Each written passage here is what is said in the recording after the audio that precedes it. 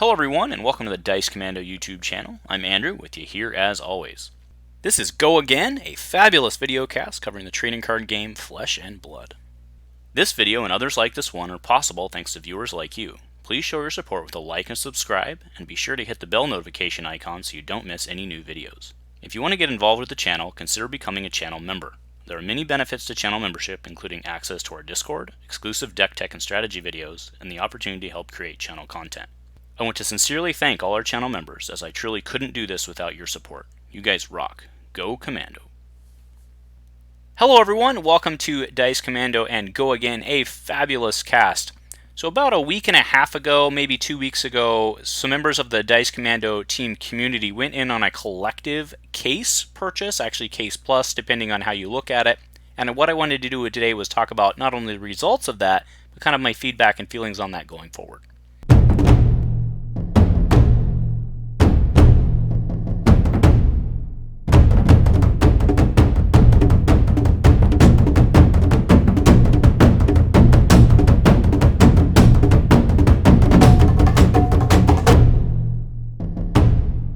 Hey guys, so welcome back and thank you very much for joining me again. So yeah, today what I wanted to talk about was something a little different, a little interesting. So one of our DC team members, so if you guys recall a couple weeks ago, I put out a series of videos basically saying, if you're getting into Fab, what do you really need to do to get into Fab, right? And I don't mean just to, grab starter decks and play with your buddies, but what do you need to do to, build a legitimate deck? And primarily what I meant by what do you need to do is, what do you need to look at purchasing?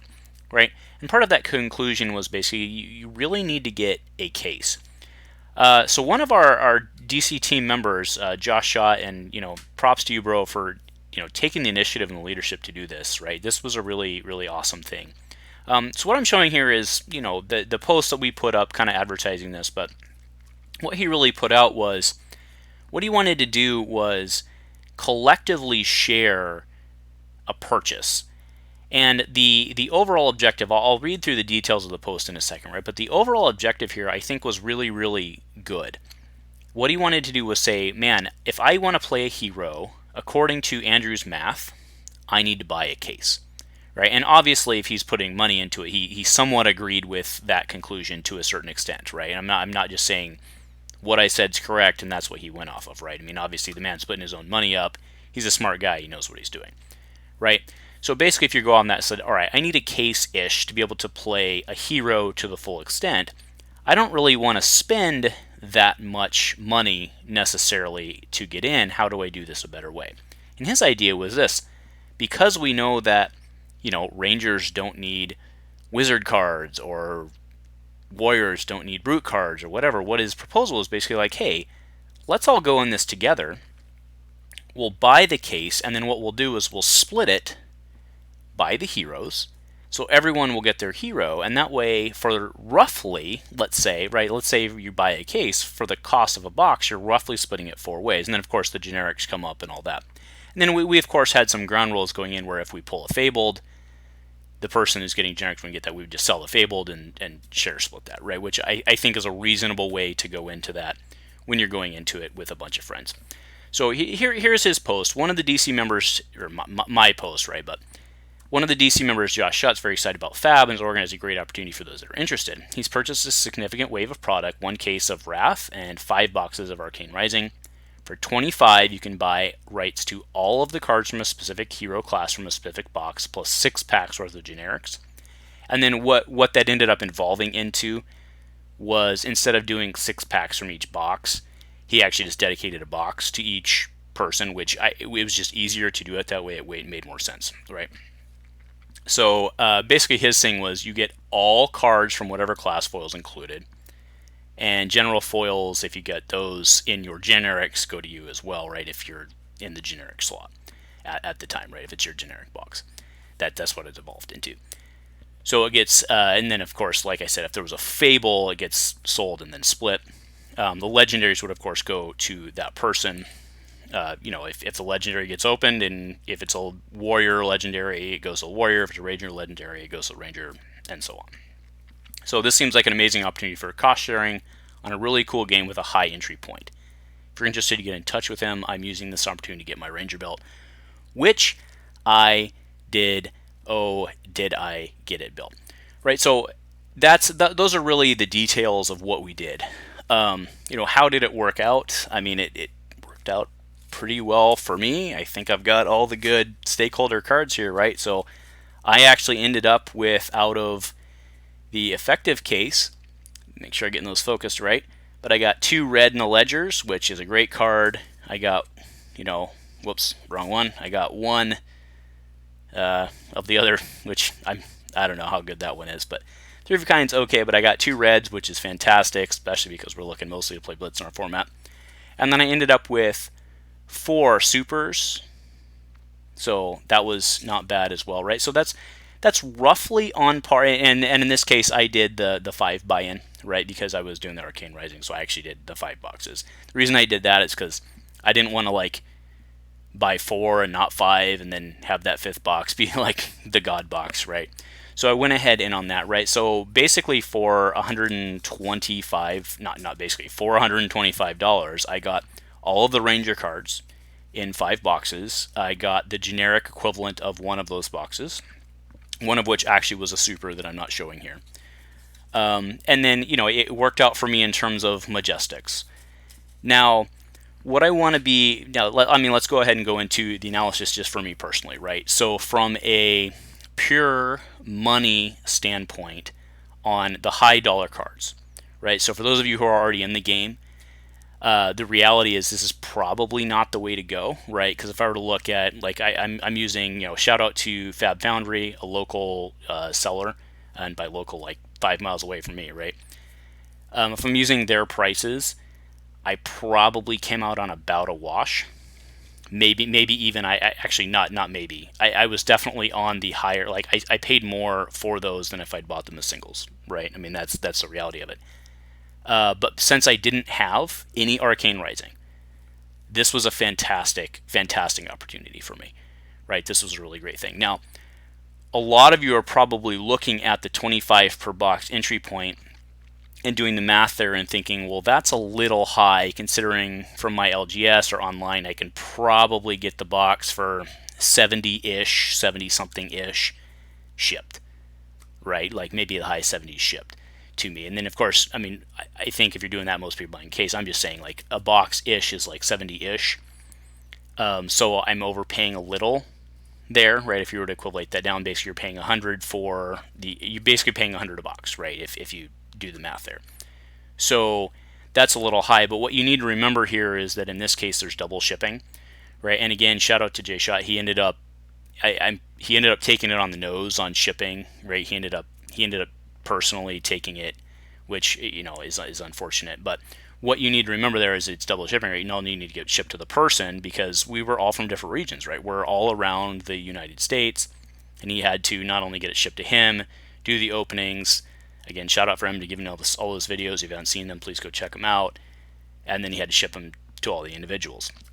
So there's a double shipping cost there. So I think the $25 was completely reasonable. And in fact, I'm pretty sure he ended up taking it in the shorts just to do something for the community. So props to him there, right? And I'm not just blowing smoke, right? I'm just being realistic.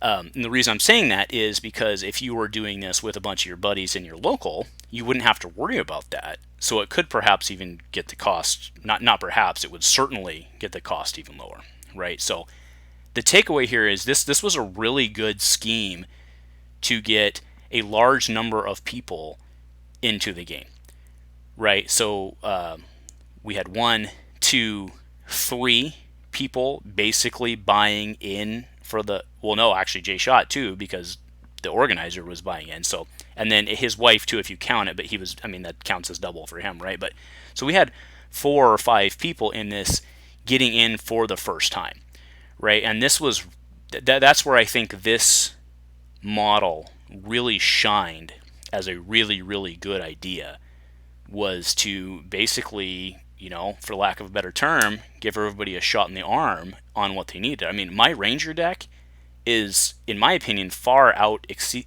excelling my existing Warrior deck, which I already had, just based on this. And it cost me $125. Which, again, if I were to go and get the Majestics and the Supers, would have been a bad deal. But I needed the rares. and I needed the commons too. And I've got some foil commons and all that stuff, right? So I think this was a really great thing. Now, admittedly, we've all been talking on our Discord about it, and I think we agree that if I were to do this again, like if I were to okay, I don't have everything I want for Ranger, let's do this again, we kind of agree that that would probably not be the great value. However, if I were to decide tomorrow that I wanted to suddenly pick up Runeblade, this, I think, would be a better way to do it, right? And then again, hopefully I could do it with a local or something like that. But again, for the extra, price of having it split up like that, and having the insurance of if the Fabled or something comes out, it gets cost shared, I think that's a really, really cool thing. All right, so what would we change going forward? The one thing, so what I did not end up with was a cold foil. So I didn't get the cold foil from the Case Plus. The reason was because just the way it ended up with the openings of the packs and who the generics were going to at the time, right? So let's say it's your box for generics, but what's open is a Wizard cold foil. That's going to go to the Wizard, according to the outline of this. So the suggestion that I've made since is that the cold foil will be dedicated to the person whose box it is. And that way, because as we all know, the cold foil in the box is very important, and it may be the equivalent of some common equipment to said hero, right? But it's just the way it works. So that was a suggestion that I made going forward, which I think if we do this again, that will be the way we do it, is that the cold foil will be dedicated to the person whose box it is. That way it just, because that way one person doesn't end up with two cold foils and somebody gets shafted, right? Because remember, the idea of doing this as a cost sharing is you're not trying to screw your buddy. You're not trying to spend $100 and get more out of this, because in order for you to get more out of it, somebody has to get less. Right? You're not gambling with your buddies, you're trying to support your playgroup. Right? So, yes, if you're going for the screw your buddy thing, just trying to make more money, then that would be the way to go. But I think the adjustments we're making, and again, like I said, if you're doing this and you're an experienced person, then you don't really probably need to do this. But this was a really good activity. Not really good. This was a fantastic opportunity for our playgroup, and I do think that it's possible that we'll do this again to help, because right now basically everybody has one hero that they own.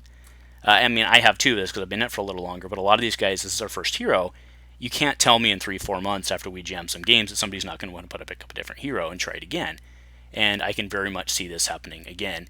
And we've already been in discussions on how we're going to do Crucible War sharing. So anyway, I don't need to pound this into the ground, but I think I've communicated that this is a very kind of cool way of doing that. And actually, I'm just thinking now, doing this Crucible War, doing the whole 8 ways, we'll probably have to do doubles and then split it 8 ways. I don't know, right? We'll figure out the math there. But this activity in and of itself, I think, is a really cool thing for a specific play group to do, because you're going to have the Guardian guy, you're going to have the Warrior, you're going to have the Ninja, right? I think it's a really cool way to get your community started up, basically on a budget, for lack of a better term, right? So again, massive shout out to Jay Schott. This was his baby, his idea. He promoted it through our channel, but man, thank you for doing the work. This is a really great idea. So yeah, if you guys are thinking about doing something similar in your community, if you guys are getting started, I highly recommend it. It really worked out well. I'm really happy with what I ended up with. I don't even think I ended up the best of everybody, and I'm still happy with what I ended up with, right? So I think it was a really good thing. So anyway, just some food for thought. If nothing else, go Commando.